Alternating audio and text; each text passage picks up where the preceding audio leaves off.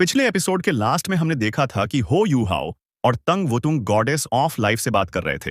अब आगे देखेंगे। उसकी बात सुनते ही गॉडेस ऑफ लाइफ के चेहरे का भाव आखिरकार बदल गया। वह जानती थीं कि एक first level God of emotions कभी भी बिना सोचे समझे किसी पर आरोप नहीं लगाएगा, और ऊपर से ये शब्द सी गॉड ने कहे थे।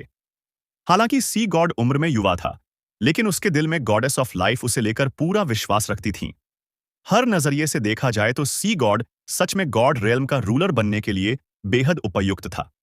गॉड ऑफ इमोशंस हल्का सा हिला और उसके पीछे 7 हेलोस उभर आए, जो मिलकर एक बड़ा हेलो बन गए। उसी के साथ एक अजीब सी भावनात्मक तरंग उसके शरीर से फैल गई और तीनों को ढक लिया, ताकि बाहर तक कोई आवाज ना जाए और यहां हो रही किसी भी बात को कोई भी अस्तित्व महसूस न कर सके। उसके होंठ हिले और उसने गॉडेस ऑफ लाइफ से कुछ कहा। इस बार पास में खड़ी बटरफ्लाई गॉड भी कुछ नहीं सुन पाई। उसने पूरी तरह डिवाइन सेंस का इस्तेमाल करके अपनी आवाज को रोक दिया था और सिर्फ गॉडेस ऑफ लाइफ तक ही बात पहुंचाई। गॉडेस ऑफ लाइफ का चेहरा अचानक बदल गया। वह हैरानी से बोल उठी, तुम जो कह रहे हो, क्या वो सच है? नहीं, ये नामुमकिन है। भले ही गॉड ऑफ डिस्ट्रक्शन के अंदर सत्ता की तीव्र इच्छा हो, लेकिन वह इतना भ्रमित कैसे हो सकता है? गॉड ऑफ इमोशंस गंभीर स्वर में बोला, मैं अपने गॉड पोजीशन की कसम खाकर कहता हूं कि मैंने जो भी कहा है सब सच है। मुझे अपने फादर इन लॉ के फैसले पर पूरा भरोसा है। क्या आपको उस पर भरोसा नहीं है? गॉडेस ऑफ लाइफ के चेहरे के भाव लगातार बदलते रहे। उन्होंने धीरे धीरे अपनी नंगी मुट्ठियां भींच लीं, आसमान की ओर देखा और गहरी सांस छोड़ते हुए बोली, डिस्ट्रक्शन, तुम कितने भ्रमित हो चुके हो।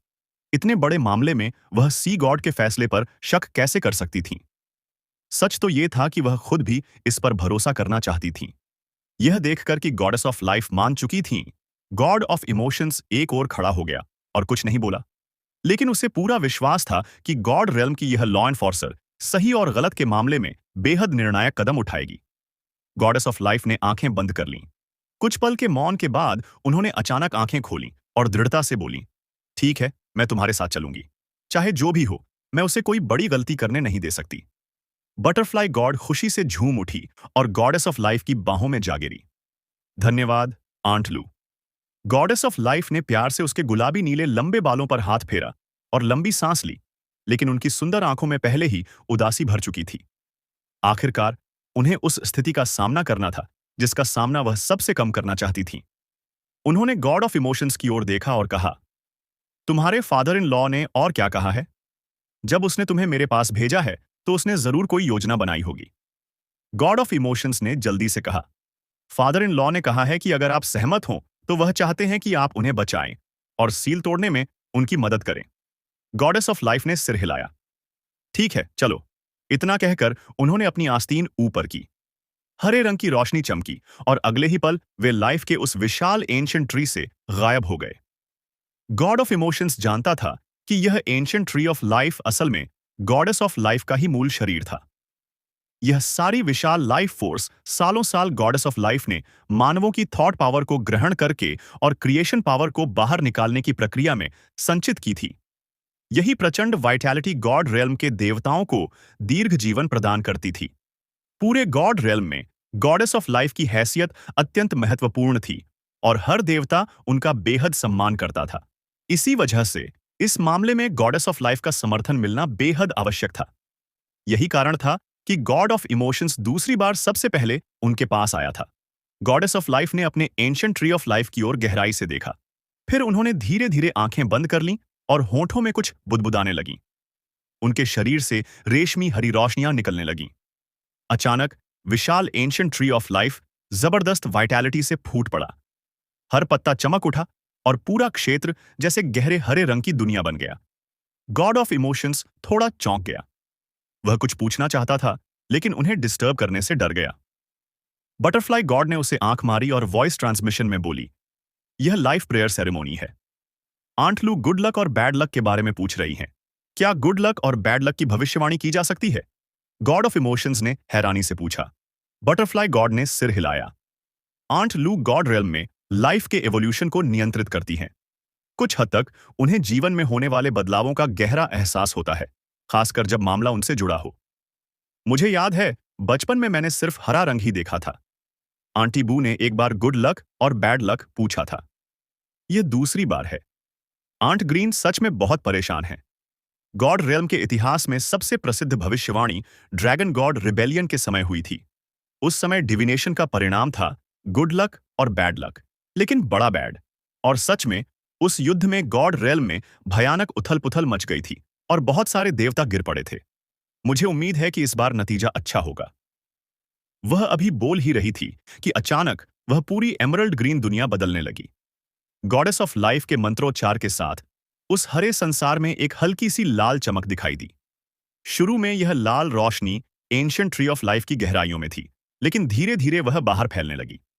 पहले शाखाएं, फिर टहनियां और अंत में पत्ते। कुछ ही पलों में पूरा एमरल्ड ग्रीन रंग ब्लड रेड में बदल गया। भयानक ऑरा विशाल लाइफ ब्रेथ के भीतर बेकाबू होकर उछलने लगी। वह ब्लड रेड जायंट ट्री अब बेहद डरावना लग रहा था, मानो वह किसी को चुनकर निगल जाना चाहता हो। यह कैसे हो सकता है? ऐसा कैसे हो सकता है? तंग वूतोंग ने हैरानी से चिल्लाते हुए कहा।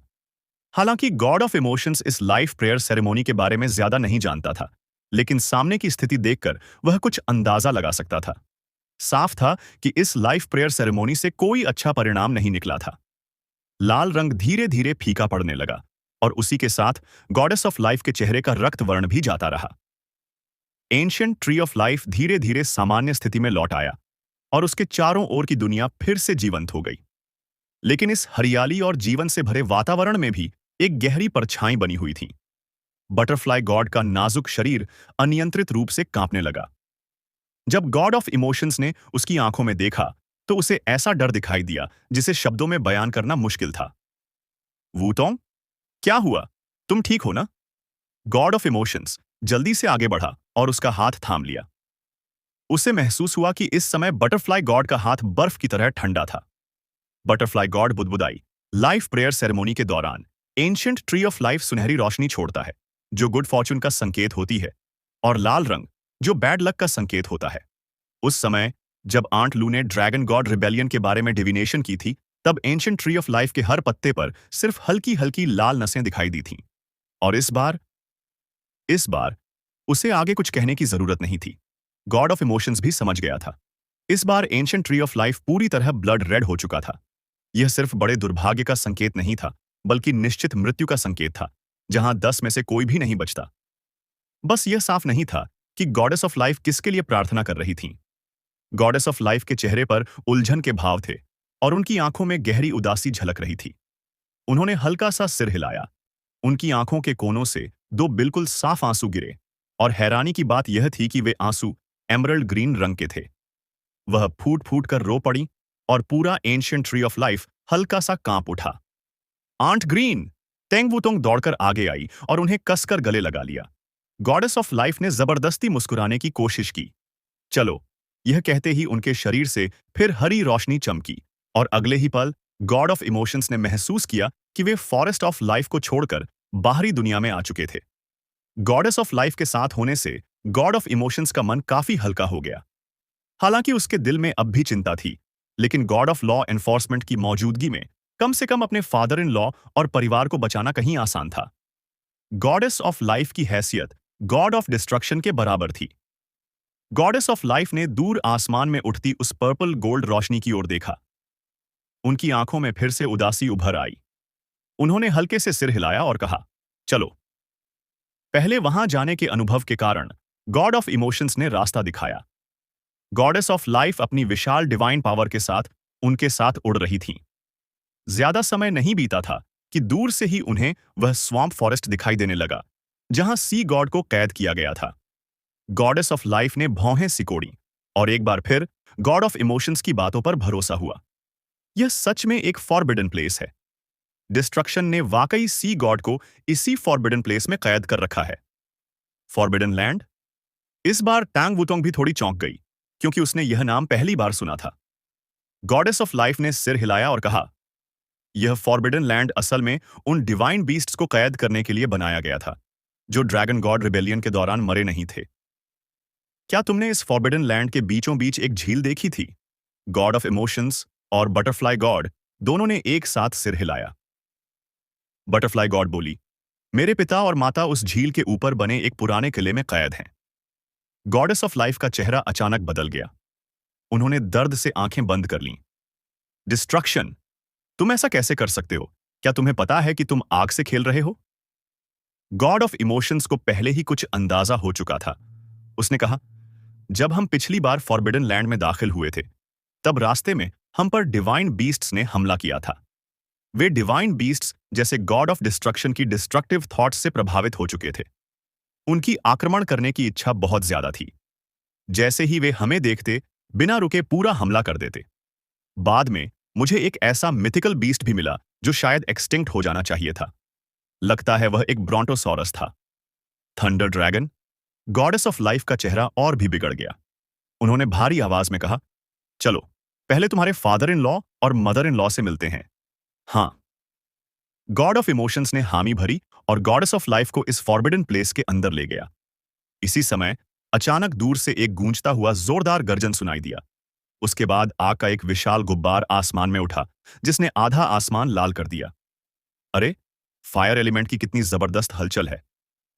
गॉड ऑफ इमोशंस ने हैरानी से उस दिशा में देखा।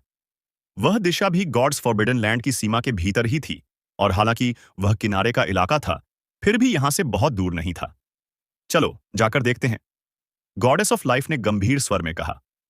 हरी रोशनी चमकी। उन्होंने फिर से गॉड ऑफ इमोशंस और बटरफ्लाई गॉड को अपने साथ लिया और आग की दिशा में तेजी से उड़ गईं। गॉडेस ऑफ लाइफ की शक्ति बेहद प्रबल थी और उनकी उड़ान की गति भी अत्यंत तेज थी। कुछ ही बार गति बढ़ाने के बाद जहां आग भड़की थी, वह स्थान उनके सामने आ चुका था।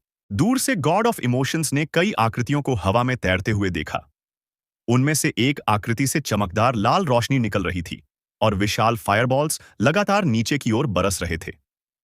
वहीं से गूंजती हुई जबरदस्त गर्जना सुनाई दे रही थी और उस विस्फोटक शक्ति का दबदबा बेहद भयानक लग रहा था। नीचे मौजूद स्वैम्प फॉरेस्ट का एक बड़ा हिस्सा आग की लपटों में घिर चुका था और यहां तक कि दलदल भी मैग्मा पूल जैसा बन गया था। बीच बीच में कुछ दर्द भरी चीखें हल्की सी सुनाई देती थीं, लेकिन वे भी जल्दी ही शांत हो जाती थीं। यह जानना जरूरी है कि गॉड रियल्म में चाहे कोई भी जीव हो, पौधा हो या वस्तु हो, जब उन पर हेवन एंड अर्थ एनर्जी जमा हो जाती है तो उन्हें नष्ट करना बेहद मुश्किल होता है, खासकर इतने बड़े स्तर पर तो और भी कठिन। लेकिन वह फायरी रेड आकृति इतनी शक्तिशाली और दबंग थी कि यह साफ दिख रहा था कि उसकी कल्टीवेशन बेस कितनी अत्याचारी स्तर की थी। गॉडेस ऑफ लाइफ ने ऊंची आवाज में कहा, वल्कन, कृपया रुक जाइए। दूर मौजूद फायरी रेड आकृति हल्का सा ठहर गई। उसके शरीर के चारों ओर की आग अचानक शांत हो गई और वह भयानक फायरबॉल्स बाहर की ओर छोड़ना बंद कर चुकी थी। अब फायरी रेड आकृति और उसके आसपास मौजूद बाकी देवता भी साफ दिखाई देने लगे। गॉड ऑफ इमोशंस ने एक नजर में पहचान लिया कि उन लोगों में उसका टीचर रोंग नियनबिंग भी मौजूद था। टीचर! गॉड ऑफ इमोशंस खुशी से भर गया और तेजी से उनकी ओर उड़ गया। वहीं butterfly God goddess of life के पास ही रुकी रही। नियन बिंग जिन रेस्क्यूअर्स को लाए थे, वे उसके पिता को बचाने आए थे। हालांकि गॉडेस ऑफ लाइफ का उद्देश्य भी वही था, लेकिन आखिरकार वह गॉड ऑफ डिस्ट्रक्शन की पत्नी थी। उनके साथ रहकर बटरफ्लाई गॉड अपने पिता के लिए अपना समर्थन ज्यादा साफ तरीके से दिखा सकती थी और सामने वाले देवताओं के किसी भी गलतफहमी से भी बचा जा सकता था। रोंग नियनबिंग के पास कुल 7 देवता थे और हर एक से बेहद शक्तिशाली ऑरा निकल रही थी। थोड़ी देर पहले जो जबरदस्त हमला कर रहा था, वह एक मिडिल एज्ड आदमी था जिसने फायरी रेड रंग का भव्य रोब पहन रखा था। इस देवता के लाल बाल बिखरे हुए थे, चेहरा हैंडसम था, आंखें आग की तरह लाल थीं और घनी दाढ़ी उसके चेहरे का लगभग आधा हिस्सा ढक रही थी, जिससे उसका रूप काफी रगड़ लग रहा था। उसके अलावा बाकी 6 देवताओं के रूप भी अलग अलग थे। उनमें से 2 महिलाएं थीं और बाकी 4 पुरुष। दोनों महिलाएं नीले रंग के लॉन्ग स्कर्ट और सुनहरे लॉन्ग स्कर्ट में थीं। बाकी 4 पुरुष पीले, नीले, काले और चांदी रंग के भव्य रोब्स पहने हुए थे, जो उनकी अलग अलग पहचान को दर्शा रहे थे। फायरी रेड रोब वाला देवता साफ तौर पर वल्कन था। गॉडेस ऑफ लाइफ की आवाज सुनते ही उसने हमला रोक दिया था। जब सभी देवताओं ने गॉडेस ऑफ लाइफ को देखा तो उनके चेहरों पर थोड़ी अजीब सी अभिव्यक्ति आ गई। साफ था कि टैंग वुटोंग जिस बात को लेकर चिंतित थी, वही बात सच हो गई थी। हम लॉ एनफोर्सर को नमन करते हैं। सभी देवताओं ने एक साथ गॉडेस ऑफ लाइफ को सल्यूट किया। जो भी हो, goddess of life 5 supreme gods में से एक थीं और लाइफ तथा क्रिएशन को नियंत्रित करती थीं। गॉडेस ऑफ लाइफ देवताओं के सामने आईं, हल्का सा झुककर सल्यूट का उत्तर दिया, फिर नीचे मौजूद उस मैग्मा हेल जैसी स्थिति को देखकर भौहें सिकोड़ी और कहा, वल्कन ने फॉरबिडन लैंड पर हमला क्यों किया?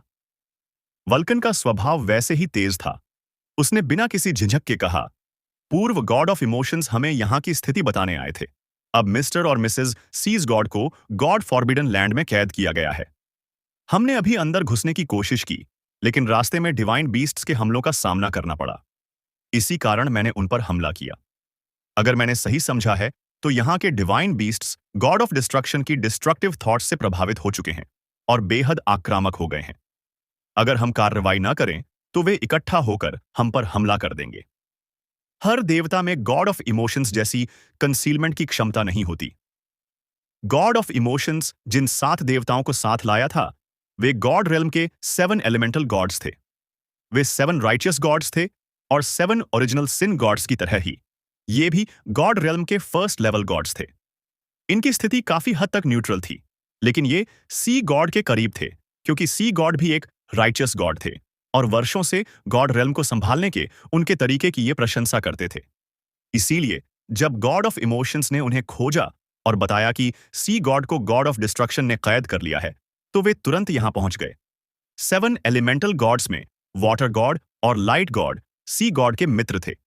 ये दोनों फीमेल गॉड्स 7 एलिमेंटल गॉड्स में ऊंचा स्थान रखती थीं। लाइट गॉड डार्क गॉड की पत्नी थीं और वाटर गॉड फायर गॉड की पत्नी थीं। 7 एलिमेंटल गॉड्स आपस में काफी एकजुट थे। इसके साथ ही 7 ओरिजिनल सिन गॉड्स के प्रति उनकी नापसंदगी भी थी। इन्हीं कारणों से रोंग नियनबिंग उनके बीच समन्वय बना सका और वे सभी जल्द से जल्द यहां सी गॉड को बचाने आ गए। लेकिन किसी ने नहीं सोचा था कि इस गॉड फॉरबिडन लैंड में प्रवेश करते ही उन्हें डिवाइन बीस्ट्स के कड़े प्रतिरोध का सामना करना पड़ेगा। स्वैम्प फॉरेस्ट में डिवाइन बीस्ट्स की संख्या बहुत ज्यादा थी और डिस्ट्रक्टिव थॉट्स से प्रभावित होने के बाद उनकी कॉम्बैट पावर भी काफी बढ़ चुकी थी। लगातार कई बार हमलों के बाद सबसे उग्र वल्कन आखिरकार खुद को रोक नहीं पाया। 7 एलिमेंटल गॉड में वह सबसे अच्छा लड़ने वाला माना जाता था, इसलिए उसने अपनी डिवाइन पावर का इस्तेमाल करके स्वैम्प फॉरेस्ट के बाहरी हिस्से पर जबरदस्त हमला किया और कई डिवाइन बीस्ट को राख में बदल दिया। यही वह दृश्य था जिसे God of emotions, butterfly God और गॉडेस ऑफ लाइफ ने वहां पहुंचकर देखा। गॉडेस ऑफ लाइफ ने हल्की सी आह भरी और कहा, इन्हें मारने की जरूरत नहीं है। ये डिवाइन बीस्ट्स भी निर्दोष हैं। फॉरबिडन लैंड में इन्होंने कई सालों तक बहुत पीड़ा सही है। यह काम मुझे करने दो। यह कहते हुए गॉडेस ऑफ लाइफ मुड़ी और नीचे फॉरबिडन लैंड की ओर उड़ गईं। रोंग नियानबिंग गॉड ऑफ इमोशंस के पास आए और उसे एक नजर से देखा। उस नजर में सवाल साफ झलक रहा था। गॉड ऑफ इमोशंस ने धीमी आवाज में कहा, मेरे फादर इन लॉ ने ही मुझे गॉडेस ऑफ लाइफ को बुलाने के लिए कहा था। Goddess of life righteous gods की प्रमुख हैं और वह सही फैसला लेंगी। इतना कहने के बाद वह 7 एलिमेंटल गॉड्स की ओर मुड़ा और सम्मान से बोला, दाई यूहाओ जूनियर 7 सीनियर्स को नमन करता है। हालांकि वे सभी फर्स्ट लेवल गॉड्स थे, लेकिन ये 7 एलिमेंटल गॉड्स उसके टीचर रोंग नियनबिंग की ही पीढ़ी के थे, बल्कि उनका इतिहास और भी पुराना था। गॉड रेल्म में उनकी हैसियत बेहद महत्वपूर्ण मानी जाती थी। बेशक 7 एलिमेंटल गॉड्स ने इसे ज्यादा औपचारिक नहीं लिया और तुरंत अभिवादन लौटाते हुए बोले, गॉड ऑफ इमोशंस, बहुत विनम्र हो। हालांकि गॉड ऑफ इमोशंस भी फर्स्ट लेवल गॉड था, लेकिन स्टेटस और ओवरऑल स्ट्रेंथ के मामले में वह एलिमेंटल गॉड्स और ओरिजिनल सिन गॉड से फिर भी ऊंचा था। बस दाई यूहाओ को गॉड ऑफ इमोशंस बने अभी ज्यादा समय नहीं हुआ था और वह पूरी तरह अपने शिखर स्तर तक नहीं पहुंचा था। वल्कन हंसते हुए बोला, मैंने नियानबिंग को हमेशा अपने शिष्य की तारीफ करते सुना है। सच में blue is better than blue. बहुत अच्छा, बहुत अच्छा। अगर आगे कभी समय मिले तो इस छोटी विच को मेरे पास खेलने ले आना। लिटिल विच, अब तुम पहले से कहीं ज्यादा सुंदर लगती हो। बटरफ्लाई गॉड ने झुंझलाकर कहा। अंकल हुओ, आप फिर से मेरा मजाक उड़ा रहे हैं। वल्कन जोर से हंसा और बोला, हिम्मत कैसे करूं, मैं तुम्हारा मजाक कैसे उड़ा सकता हूं। बटरफ्लाई गॉड गुस्से में बोली, बस इसलिए कि बचपन में मैंने आपकी थोड़ी सी दाढ़ी खींच ली थी। आप अब तक पकड़कर बैठे हैं। वल्कन बेबस होकर बोला, थोड़ी सी? तुमने कहा था कि मेरी दाढ़ी में सफेद बाल हैं और फिर दर्द की परवाह किए बिना खींचने लगी। जब सब खींच लिया तब दिखाकर बोली कि देखिए, सच में कुछ सफेद बाल थे। लेकिन मुझे तभी शक हुआ। इतनी देर खींचने के बाद भी बस कुछ ही सफेद बाल। और फिर देखा, तुम्हारा दूसरा हाथ तो मेरी काली दाढ़ी से भरा हुआ था। मेरी बेचारी दाढ़ी, उसका एक तिहाई हिस्सा तुम लड़की नोच कर ले गई। मैं तो सच में तुमसे डर गया। बटरफ्लाई गॉड का सुंदर चेहरा हल्का सा लाल हो गया। उसने पास खड़े गॉड ऑफ इमोशंस की ओर देखा और पाया कि वह आधी मुस्कान के साथ उसे देख रहा है। वह उसे छुटकी काटते हुए बोली, तुम क्यों हंस रहे हो? गॉड ऑफ इमोशंस गंभीरता से बोला, मैं बस यह सोच रहा हूं कि मुझे भविष्य में कभी दाढ़ी नहीं रखनी चाहिए। यह सुनते ही वहां मौजूद सभी देवता जोर जोर से हंस पड़े। हालांकि वे हंसी मजाक कर रहे थे, लेकिन किसी की भी नजर फॉरबिडन लैंड ऑफ गॉड से नहीं हटी थी। और उसी दौरान गॉड्स फॉरबिडन लैंड में बदलाव शुरू हो चुका था। एक नरम हरे रंग का हेलो चुपचाप फैलने लगा और नीचे की ओर ढक गया। वल्कन की आग से जो जमीन मैग्मा पूल बन चुकी थी, वह तेजी से शांत होने लगी। फायरी रेड रंग धीरे धीरे गायब हो गया। जल्द ही जमीन से बड़े बड़े पेड़ उग आए और पूरी जगह फिर से जीवन से भर गई। वहीं वह ग्रीन हेलो और दूर तक फैलता चला गया। शुरुआत में फॉरबिडन लैंड ऑफ गॉड में अनगिनत क्रोधित और भयानक दहाड़ें सुनाई दी, लेकिन इस ग्रीन लाइट के प्रभाव में आते ही धीरे धीरे पूरा फॉरबिडन लैंड शांत हो गया।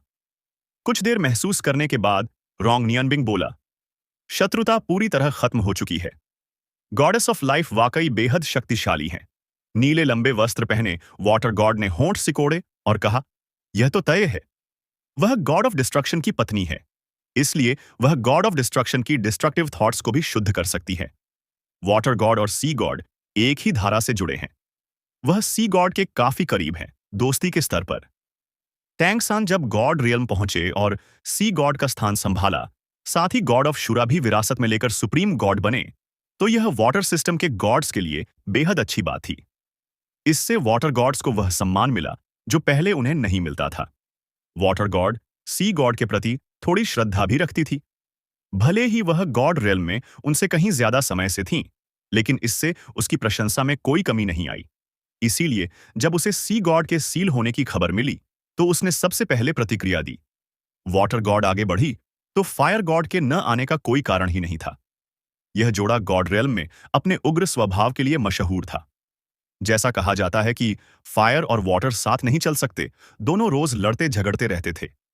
लेकिन अजीब बात यह थी कि चाहे लड़ाई कितनी भी भयंकर हो, उनके रिश्ते पर कोई असर नहीं पड़ता था और उनका रिश्ता हमेशा मजबूत बना रहता था। रोंग नियनबिंग का इन 7 एलिमेंटल गॉड्स से अच्छा संबंध होने का एक कारण यह भी था कि जब वह 7 इमोशंस को नियंत्रित करता था, तो उसने 7 एलिमेंट्स की शक्ति का इस्तेमाल किया था। उसके पास कभी 7 गॉड ब्लेड्स थीं, जिनमें से हर एक अलग एट्रीब्यूट का प्रतीक थी। वह खास तौर पर वाटर और फायर में निपुण था। जब भी वाटर गॉड और फायर गॉड के बीच लड़ाई होती, वह अक्सर बीच बचाव करने वाला बन जाता था। इसके अलावा रोंग नियनबिंग की एक और खास पहचान थी, वह एक मशहूर शेफ था। जब वह मानव लोक में था, तब उसे ice and fire magic chef कहा जाता था। वह कुकरी गॉड ऑस्कर से भी आगे निकल चुका था। आम दिनों में 7 एलिमेंटल गॉड अक्सर उसके पास अच्छा खाना खाने जाया करते थे। इससे साफ है कि उनका आपसी संबंध कितना गहरा था।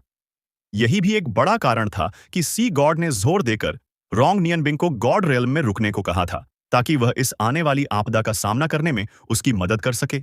इस समय गॉडेस ऑफ लाइफ की अगुवाई में गॉड ऑफ इमोशंस रोंग नियनबिंग और 7 एलिमेंटल गॉड्स के साथ कुल मिलाकर 9 फर्स्ट लेवल गॉड्स मौजूद थे। कहा जा सकता था कि इतनी ताकत पूरे गॉड रियल्म के आधे गॉड्स के बराबर थी। इतने सारे फर्स्ट लेवल गॉड्स का एक साथ होना अपने आप में बहुत बड़ी बात थी। गॉडेस ऑफ लाइफ खुद भी एक लॉ एनफोर्सर थीं। उनकी यह शक्ति वास्तव में गॉड ऑफ डिस्ट्रक्शन के दमन को हिला सकती थी। अगर वे सी गॉड को बचा पाते, तो गॉड ऑफ डिस्ट्रक्शन को दबाना उनके लिए कोई समस्या नहीं रहती। गॉड ऑफ इमोशंस अपने दिल में अपने ससुर की योजना की तारीफ कर रहा था। वह बस यही उम्मीद कर रहा था कि सब कुछ ठीक से हो जाए, उसके ससुर को बचा लिया जाए और गॉड ऑफ डिस्ट्रक्शन की गॉड रेल्म को फैलाने की योजना को रोका जाए। साथ ही वह अपने माता पिता और अपने 2 पूर्वजों को भी ढूंढ सके। हरी रोशनी की एक किरण आसमान की ओर उठी और गॉडेस ऑफ लाइफ वापस गॉड्स के सामने आई। उन्होंने सबकी तरफ सिर हिलाया और बिना भाव बदले कहा, एवरीवन मेरे साथ चलिए। फॉरबिडन लैंड के डिवाइन बीस्ट्स को मैंने शांत कर दिया है। हालांकि वाटर गॉड का लहजा अच्छा नहीं था, लेकिन जो वह कह रहे थे वह सच था। गॉडेस ऑफ लाइफ और गॉड ऑफ डिस्ट्रक्शन की क्षमताएं एक दूसरे के विपरीत थीं। गॉड ऑफ डिस्ट्रक्शन की डिस्ट्रक्टिव थॉट्स को सिर्फ उनकी क्रिएशन की भावना से ही खत्म किया जा सकता था। यह गॉड ऑफ इमोशंस के लिए डिस्ट्रक्टिव थॉट्स को सुलझाने से कहीं ज्यादा आसान था। गॉडेस ऑफ लाइफ के नेतृत्व में गॉड्स का यह समूह तेजी से फॉरबिडन लैंड के कोर एरिया की ओर उड़ने लगा। डिवाइन बीस्ट्स की कोई रुकावट न होने की वजह से उनकी रफ्तार बहुत तेज थी। थोड़ी ही देर में फॉरबिडन लैंड के केंद्र में मौजूद वह अथाह छोटी झील दूर से दिखाई देने लगी। बटरफ्लाई गॉड ने झील के ऊपर बने कास्टल की ओर इशारा करते हुए कहा, फादर और मदर उसी कास्टल में हैं। इतने सारे गॉड्स अपने पास देखकर इस समय वह काफी शांत थीं, लेकिन अंदर से बेचैनी भी थी। वह चाहती थीं कि किसी भी तरह जल्दी से अपने माता पिता को बचा लिया जाए। सभी एलिमेंटल गॉड्स की नजरें एक साथ गॉडेस ऑफ लाइफ पर टिक गईं। भले ही वे जानते थे कि goddess of life God of destruction की पत्नी है, लेकिन वह एक लॉ एनफोर्सर भी थी। इस जगह पर वही गॉड्स की नेता थीं और सबको उनकी बात माननी थी। गॉडेस ऑफ लाइफ वहीं खड़ी रहीं, लेकिन उन्होंने आंखें बंद कर लीं। बाकी गॉड्स को थोड़ा अजीब लगा, लेकिन कोई भी उन्हें जल्दी करने के लिए मजबूर नहीं कर सकता था। कुछ देर बाद तांग वूतोंग खुद को रोक नहीं पाईं और धीरे से गॉडेस ऑफ लाइफ की बांह हिलाकर बोली, आंट लू, हम। अचानक गॉडेस ऑफ लाइफ ने आंखें खोल दी, एक दिशा की ओर देखा और गहरी आवाज में कहा, जब सब यहां आ ही चुके हैं तो बाहर आ जाओ। क्यों आए हो? मैंने तो पहले ही अंदाजा लगा लिया था कि वे जरूर आएंगे, लेकिन मुझे यह उम्मीद नहीं थी कि तुम लोग आखिरकार सी गॉड को बचाने आओगे। इस ठंडी आवाज में हल्की सी उदासी थी। उसी पल आसमान में गहरे बैंगनी रंग के बादल चारों ओर से इकट्ठा होने लगे। God of destruction. रंग नियन बिंग के मुंह से यह शब्द निकल पड़ा। उसका चेहरा गंभीर हो गया और सातों एलिमेंटल गॉड्स का हाल भी यही था। गॉड ऑफ डिस्ट्रक्शन का अचानक यहां आ जाना इस बात का संकेत था कि सी गॉड को बचाना अब और भी मुश्किल हो गया है। इस हालात में उनकी संभावना और कम हो गई थी। और सबसे अहम बात, गॉड ऑफ डिस्ट्रक्शन और गॉडेस ऑफ लाइफ आखिरकार पति पत्नी थे। ऐसे में वह किस तरफ रहेंगी, यह अभी भी तय नहीं था। ऐसी स्थिति में सभी गॉड्स लड़ाई के लिए तैयार हो गए। दूर आसमान में एक के बाद एक आकृतियां चमकने लगीं। सबसे आगे उड़ते हुए गॉड ऑफ डिस्ट्रक्शन दिखाई दिए। वह अब भी अपनी वही बैंगनी पोशाक पहने हुए थे। बड़े क्लोक के भीतर से उनकी लाल आंखें चमक रही थीं। इतनी दूरी पर होते हुए भी उनकी जबरदस्त दबाव भरी मौजूदगी साफ महसूस की जा सकती थी। गॉड ऑफ डिस्ट्रक्शन के पीछे 7 ओरिजिनल सिन गॉड्स मौजूद थे। सिर्फ यही नहीं, बल्कि उनके साथ सैकड़ों अन्य आकृतियां भी थीं, जिनसे अपेक्षाकृत कमजोर ऑरा निकल रही थी। वे सभी सेकंड लेवल और थर्ड लेवल गॉड्स थे।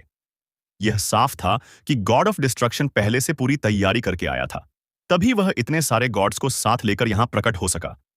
गॉड ऑफ इमोशंस की ओर खड़े सभी गॉड्स की नजरें अब गॉडेस ऑफ लाइफ पर टिक गई थीं। सामने जो कुछ भी हो रहा था वह साफ तौर पर एक जाल था। अगर इस समय गॉडेस ऑफ लाइफ भी गॉड ऑफ डिस्ट्रक्शन की तरफ खड़ी हो जाती तो यह उनके लिए एक पूरी तबाही होती। गॉडेस ऑफ लाइफ ने एक लंबी सांस ली और अपनी आस्तीन हिलाई। सभी के पैरों के नीचे हरी रोशनी फैल गई और वह एक विशाल पत्ते के आकार में बदल गई, जिसने सबको सहारा देते हुए आसमान की ओर उठा लिया। गॉडेस ऑफ लाइफ से जीवन की जबरदस्त शक्ति फूट पड़ी। गॉड ऑफ डिस्ट्रक्शन द्वारा छोड़ी गई सारी डिस्ट्रक्टिव थॉट्स इस विशाल जीवन ऊर्जा के सामने रुक गईं। जल्द ही गॉडेस ऑफ लाइफ गॉड्स को लेकर आसमान में पहुंच गईं और दूर खड़े गॉड ऑफ डिस्ट्रक्शन के सामने आकर रुक गईं। उन्होंने कुछ नहीं कहा, बस उसे शांत निगाहों से देखती रहीं। ताकत की तुलना करें तो दोनों पक्षों में अंतर बहुत ज्यादा नहीं था। गॉड ऑफ डिस्ट्रक्शन के पक्ष में गॉड्स ज्यादा थे, लेकिन उनके पास सिर्फ 8 फर्स्ट लेवल गॉड्स थे, जबकि गॉडेस ऑफ लाइफ की ओर से रोंग नियान बिंग को मिलाकर 9 ऐसे योद्धा थे जो फर्स्ट लेवल गॉड्स के बराबर थे। 7 एलिमेंटल गॉड्स की डिवाइन पावर किसी भी तरह 7 ओरिजिनल सिन गॉड्स से कम नहीं थी। जहां तक सेकंड लेवल और थर्ड लेवल गॉड्स की बात थी, फर्स्ट लेवल गॉड्स की लड़ाई में उनकी भूमिका बहुत सीमित रहने वाली थी। इसलिए अगर गॉडेस ऑफ लाइफ इसी पक्ष में रहीं तो उनके पास लड़ने की ताकत पूरी तरह मौजूद थी। वे बिल्कुल भी बेबस नहीं थे। गॉडेस ऑफ लाइफ को देखते हुए गॉड ऑफ डिस्ट्रक्शन काफी देर तक चुप रहा। दोनों पक्ष आसमान में आमने सामने खड़े थे। गॉड ऑफ डिस्ट्रक्शन से निकलने वाली डिस्ट्रक्टिव थॉट्स उफनती लहरों की तरह गॉडेस ऑफ लाइफ की ओर उमड़ पड़ी। लेकिन चाहे डिस्ट्रक्टिव थॉट्स कितनी ही हिंसक क्यों न हो, वे गॉडेस ऑफ लाइफ की तरफ कोई बदलाव नहीं ला सकीं। उसके चारों ओर फैली पन्ना हरी आभा न फैलती है, न ही डिस्ट्रक्टिव थॉट से जरा भी डगमगाती है। क्यों? तुम आखिर क्यों आए? गॉड ऑफ डिस्ट्रक्शन की आवाज भारी और भरी हुई थी। क्या तुम्हें पता है मेरा दिल कितना दर्द कर रहा है? कहते हुए उसने अपना दयान हाथ उठाया और जोर से अपनी छाती पर मारा, जिससे धम धम की आवाज गूंज उठी। गॉडेस ऑफ लाइफ का चेहरा सफेद पड़ गया। वह उलझी हुई नजरों से गॉड ऑफ डिस्ट्रक्शन को देखने लगी। तुम इतने जिद्दी क्यों हो? तुम इंतजार क्यों नहीं कर सकते? सी गॉड पहले ही तो मान चुका था, या फिर तुम्हारे लिए उसकी राय की कोई अहमियत ही नहीं है? मैं इंतजार नहीं कर सकता, बिल्कुल नहीं कर सकता। गॉड ऑफ डिस्ट्रक्शन की आवाज में गुस्सा भर गया। मुझे उसकी बात क्यों सुननी चाहिए? वह गॉड रेल्म का मास्टर क्यों बन सकता है और मैं क्यों नहीं? वह बस हालात को बनाए रखना जानता है, उसे आगे बढ़ाना नहीं आता। उसके हाथों में गॉड रेल्म का कोई अच्छा भविष्य नहीं हो सकता। मान लो 1 साल पूरा हो भी जाए और वह मुझे गॉड रेल्म फैलाने दे, तब भी वह मेरे रास्ते की रुकावट बना रहेगा। उसके पास गॉड रेल्म सेंटर है, तो मैं उसके सामने क्या ही कर सकता हूं? मैं चाहता हूं कि गॉड रेल्म तेजी से आगे बढ़े, ताकि वह ज्यादा जिम्मेदारी उठा सके और उसका भविष्य और ज्यादा शानदार बने। जो पीछे रह गए हैं, उन्हें बदला जाना चाहिए। एक ही तरीका है, उसे गॉड रेल्म कमिटी से बाहर करना। सिर्फ तभी सारे गॉड्स एकजुट हो पाएंगे और पूरा गॉड रेल्म लगातार मजबूत बन सकेगा। गॉड ऑफ डिस्ट्रक्शन के शब्दों में कोई नरमी नहीं थी। उसकी देह से निकलती उन्मादी आभा उसके पीछे खड़े गॉड्स पर भी असर डाल रही थी और सभी के भाव अजीब तरह से हिलने लगे थे। अंकल जी, तंग वूतों की दुख से भरी और कोमल आवाज हवा में गूंज उठी। सिर्फ इसी वजह से आप मेरे फादर और मदर के साथ ऐसा करेंगे? आप यह कैसे सह सकते हैं? आपको ऐसा करने की जरूरत ही क्यों है? उसकी आवाज सुनते ही गॉड ऑफ डिस्ट्रक्शन की उफनती आभा थोड़ी थम गई। उसकी नजर गॉडेस ऑफ लाइफ के पास खड़ी बटरफ्लाई गॉड पर पड़ी। डिस्ट्रक्शन थॉट्स कुछ हद तक सिमट गईं। गॉड ऑफ डिस्ट्रक्शन ने टैंग वूतोंग को जटिल नजरों से देखा। मुझे माफ करना शाओ वूतोंग, अंकल जी को यह करना ही पड़ा। तुम्हारे फादर के फैसलों ने गॉड रियल्म के विकास को गंभीर रूप से प्रभावित किया है। लेकिन चिंता मत करो अंकल, तुम्हें भरोसा दिलाता हूं कि तुम्हारे परिवार को कोई नुकसान नहीं पहुंचने दिया जाएगा। जब सब कुछ शांत हो जाएगा और गॉड रियल्म का विस्तार पूरा हो जाएगा, तब मैं तुम्हारे पेरेंट्स को रिहा कर दूंगा। तुम्हारा परिवार गॉड रियल्म में पहले की तरह सुख से रह सकेगा, बस तुम्हारी निगरानी में, है ना? रोंग नियनबिंग ने ठंडे स्वर में कहा। गॉड ऑफ डिस्ट्रक्शन ने उसकी ओर देखा। एक पल में ही जबरदस्त दबाव फैल गया, लेकिन रोंग नियनबिंग जरा भी नहीं डरा। उसके सिर के पीछे कोई डिवाइन हेलो नहीं था, मगर उसके चारों ओर रंग बिरंगी रोशनी की एक परत चमक रही थी। यह रहस्यमयी light curtain God of destruction के सामने भी कमजोर नहीं लग रही थी। गॉड ऑफ डिस्ट्रक्शन ने ठंडी हंसी हंसी। मुझे पहले ही पता था कि सी गॉड पूरी तैयारी करेगा।